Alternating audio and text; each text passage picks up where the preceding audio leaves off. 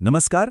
आज हम भारतीय न्याय संहिता के एक बहुत ही दिलचस्प और अक्सर गलत समझे जाने वाले हिस्से पर बात करने वाले हैं, अपराधों का शमन यानी कंपाउंडिंग ऑफ ऑफेंसेस। चलिए समझते हैं कि ये आखिर है क्या और ये हमारी न्याय व्यवस्था में क्या भूमिका निभाता है। चलिए एक सिचुएशन सोचते हैं। मान लीजिए किसी के साथ कोई अपराध हुआ हो। अब अगर वो पीड़ित अपराधी को माफ करके केस खत्म करना चाहे, तो क्या कानून में ऐसा कोई रास्ता है? बस यही सवाल इस पूरी चर्चा का केंद्र है। तो उस सवाल का जो कानूनी जवाब है वही है अपराधों का शमन या कंपाउंडिंग।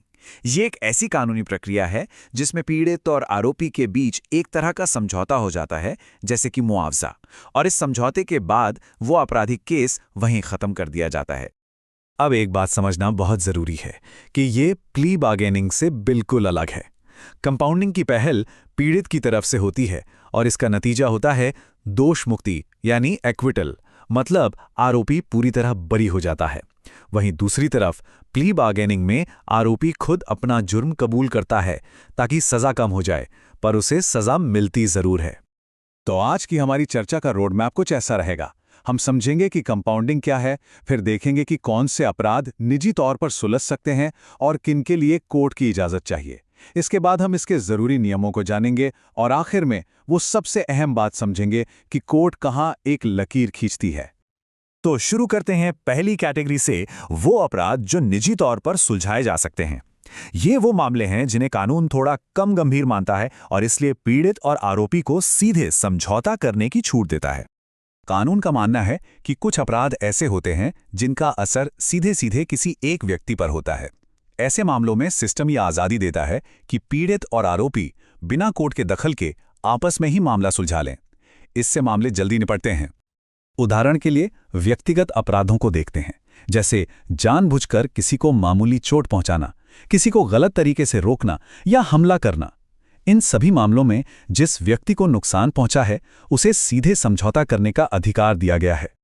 ये लॉजिक प्रॉपर्टी से जुड़े कुछ अपराधों पर भी लागू होता है, जैसे कि चोरी, धोखाधड़ी या किसी की प्रॉपर्टी में जबरदस्ती घुसना।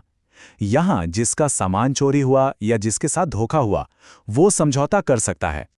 इस लिस्ट में और भी अपराध शामिल हैं, जैसे मानहानि, कॉन्ट्रैक्ट तोड़ना या किसी का अपमान करना जिससे शांति भंग हो सकती हो। इन सभी मामलों में कानून पीड़ित को समझौता करने का अधिकार देता है, जिससे अदालतों का बोझ भी थोड़ा कम होता है। लेकिन क्या सारे अपराध ऐसे ही सुलझाए जा सकते हैं? नहीं। अब आते हैं दूसरी कैटेगरी पर, वो अपराध जिनमें कोर्ट की मंजूरी लेना अनिवार्य है। ये मामले ज्यादा गंभीर होते हैं और यहां जज की निगरानी बहुत जरूरी समझी जाती है। अपराधों की इस दूसरी ज्यादा गंभीर लिस्ट में कानून एक बहुत जरूरी शर्त रखता है। कोई भी समझौता करने से पहले कोर्ट की इजाजत लेनी ही होगी। ऐसा इसलिए ताकि ये सुनिश्चित हो सके कि न्याय के साथ कोई खिलवाड़ ना हो। ये देखिए, कानून की किताब में भी ये फर्क साफ साफ लिखा है। यहां ज्यादा गंभीर अपराधों की एक अलग लिस्ट बनाई गई है, जिन्हें सिर्फ कोर्ट की अनुमति से ही सुलझाया जा सकता है। ये एक बहुत ही जरूरी बारीक बात है, जो दिखाती है कि सिस्टम इन मामलों को कितनी गंभीरता से लेता है। इसके कुछ उदाहरण हैं: गर्भपात कराना, किसी को जानबूझकर गंभीर चोट पहुंचाना या फिर किसी क्लर्क या नौकर का भरोसा तोड़कर चोरी करना। इन मामलों की गंभीरता को देखते हुए कोर्ट की निगरानी जरूरी हो जाती है। कोर्ट ये पक्का करती है कि समझौता पीड़ित की मर्जी से और बिना किसी दबाव के हो रहा है। ठीक है, तो अब हम ये जान गए हैं कि कौन से अपराध कंपाउंड हो सकते हैं, पर सवाल ये है कि ये प्रक्रिया काम कैसे करती है और इसका असली नतीजा क्या होता है। आइए अब इसके जरूरी नियमों को समझते हैं। कंपाउंडिंग का सबसे बड़ा और सबसे महत्वपूर्ण कानूनी असर क्या होता है? किसी भी अपराध का शमन या कंपाउंडिंग सिर्फ एक रिहाई नहीं है। इसका कानूनी असर होता है दोष मुक्ति यानी एक्विटल। इसका मतलब यह है कि आरोपी को औपचारिक तौर पर सारे इल्जामों से बरी कर दिया जाता है, ठीक वैसे ही जैसे उस पर मुकदमा चलता और वो निर्दोष पाया जाता। ये एक बहुत ही पावरफुल कानूनी नतीजा है। अच्छा, इसके कुछ और भी खास नियम हैं। जैसे अगर पीड़ित नाबालिग हो या उसकी मृत्यु हो गई हो, तो उनके गार्जियन या कानूनी प्रतिनिधि कोर्ट की इजाजत से समझौता कर सकते हैं, और ये प्रक्रिया केस के किसी भी स्टेज पर, यहां तक कि अपील के दौरान भी हो सकती है। दिलचस्प बात यह है कि अगर किसी ने ऐसा कोई अपराध करने की कोशिश भी की हो तो वो भी कंपाउंडेबल है। लेकिन हाँ, एक बहुत बड़ी शर्त है। अगर आरोपी को पहले भी वैसे ही किसी जुर्म में सजा हो चुकी है तो फिर वो दोबारा समझौता नहीं कर सकता।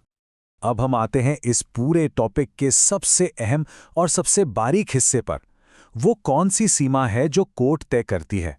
मतलब कुछ अपराधों को निजी तौर पर क्यों कभी भी नहीं सुलझाया जा सकता? एक बहुत वाजिब सवाल उठता है, क्या इसकी कोई हद है? क्या कोई भी अपराध कंपाउंड किया जा सकता है अगर पीड़ित राजी हो जाए तो? इसका जवाब हमें मिलता है भारत के सुप्रीम कोर्ट से। अदालतों ने एकदम साफ कर दिया है कि जिन अपराधों का असर बहुत बड़ा होता है, यानी जिनका सामाजिक प्रभाव होता है, उन्हें निजी तौर पर नहीं सुलझाया जा सकता, भले ही कानून की लिस्ट में उनका जिक्र क्यों ना हो। भाग्यन दास बनाम उत्तराखंड राज्य केस पर आधारित ये जो बात कही गई है, ये बहुत गहरी है। इसका मतलब है कि कोर्ट के पास ये अधिकार है कि वो सामाजिक असर वाले किसी भी अपराध को कंपाउंड करने की अर्जी को खारिज कर दे, क्योंकि ऐसे अपराध सिर्फ एक व्यक्ति के खिलाफ नहीं बल्कि पूरे समाज के खिलाफ माने जाते हैं। तो सीधी सी बात यह है, जो अपराध मुख्य रूप से निजी होते हैं उन्हें आपस में सुलझाया जा सकता है, लेकिन वो अपराध जो पूरे समुदाय को, पूरे समाज को प्रभावित करते हैं, उन्हें निजी तौर पर हल करने की इजाजत नहीं दी जा सकती। तो चलिए फटाफट से सारी जरूरी बातें एक बार फिर से देख लेते हैं। कंपाउंडिंग पीड़ित के लिए मामला खत्म करने का एक कानूनी तरीका है। अपराधों को दो हिस्सों में बांटा गया है, एक जिन्हें कोर्ट की मंजूरी चाहिए और दूसरे जिन्हें नहीं चाहिए। इसका कानूनी नतीजा बहुत पावरफुल है, यानी पूरी तरह से दोषमुक्ति।